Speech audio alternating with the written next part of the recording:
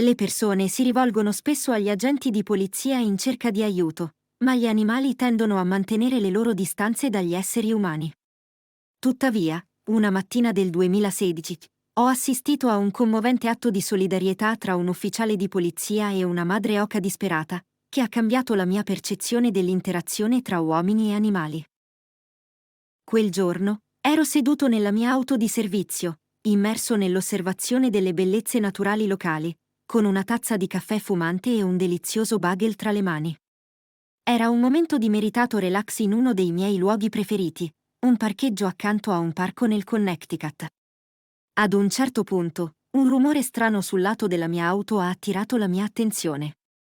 Prima un lieve colpo seguito da un'altra pausa di silenzio, poi il rumore è diventato più insistente. Ho messo giù la mia bevanda e sono uscito dall'auto per investigare.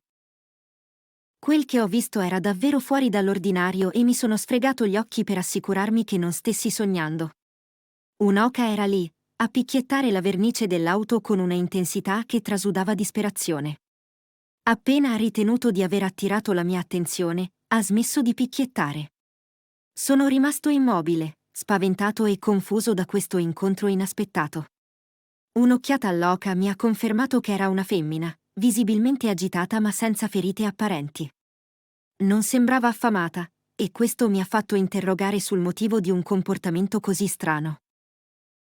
So che le oche, di solito, mantengono le distanze dagli esseri umani, quindi mi è sembrato ancora più insolito che questa oca si fosse avvicinata così tanto a me.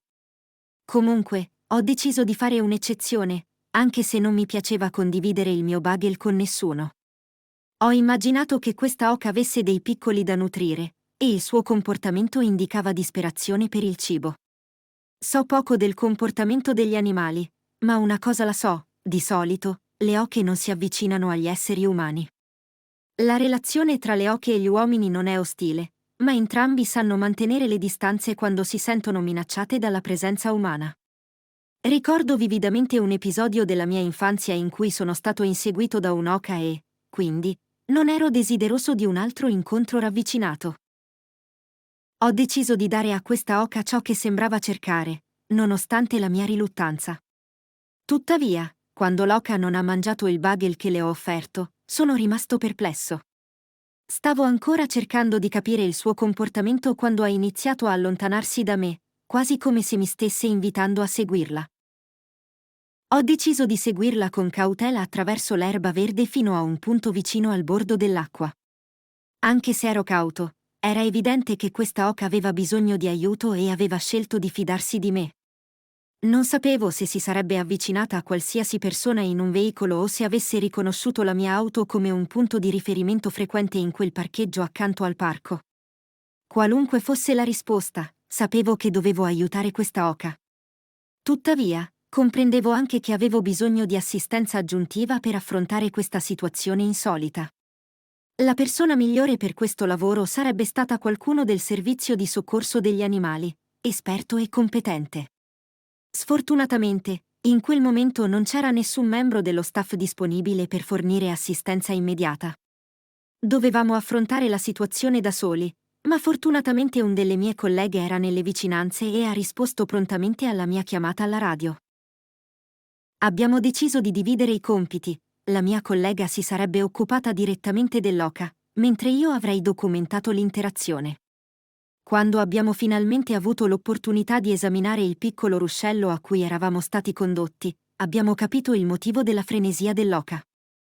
Lì, intrappolato in un groviglio di filo, c'era un piccolo pulcino d'oca in difficoltà.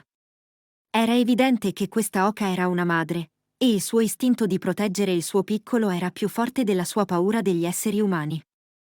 Aveva fatto bene a fidarsi di noi, perché quando abbiamo visto la condizione del piccolo pulcino, siamo stati profondamente addolorati e determinati ad aiutare.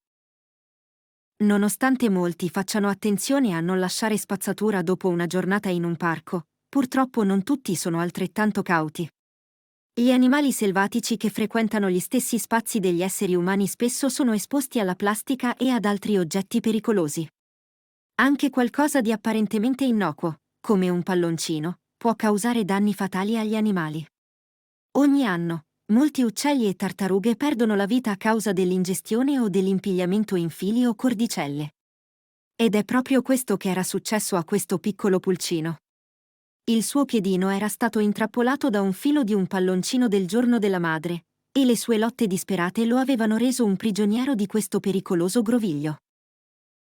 La madre oca, visibilmente preoccupata per il suo cucciolo, non si è mai allontanata di più di qualche metro. La mia collega ha deciso di aiutare, nonostante la preoccupazione di poter diventare vittima di un'aggressione da parte della madre ansiosa. Ha con attenzione liberato il piccolo pulcino dal filo, mentre io documentavo tutto. La madre ci ha osservati attentamente, ma incredibilmente non ha mostrato alcun segno di aggressione. Era come se sapesse che stavamo cercando di aiutare il suo piccolo, e la sua reazione era di gratitudine. Quando il piccolo pulcino è stato finalmente liberato, è corso immediatamente dalla sua madre. Era evidente che la madre oca era sollevata e felice. Ha emesso suoni di gioia, ha sbattuto le ali intorno alla mia collega, come per ringraziarla, e si è concentrata completamente sul suo piccolo. Insieme, si sono tuffati nel fiume, probabilmente in viaggio per riunirsi con gli altri fratelli e sorelle. Questo evento straordinario ha toccato il cuore di molte persone quando il video è stato condiviso sui social media, raccogliendo milioni di visualizzazioni in poche ore. È stato un bellissimo esempio di come la gentilezza e la compassione umana possano fare la differenza nella vita degli animali. Sono orgoglioso di aver potuto contribuire a questo atto di gentilezza e di aver dimostrato che la fiducia tra esseri umani e animali può portare a risultati straordinari. In conclusione, questa storia ci ricorda l'importanza di essere consapevoli del nostro impatto sugli animali e l'ambiente.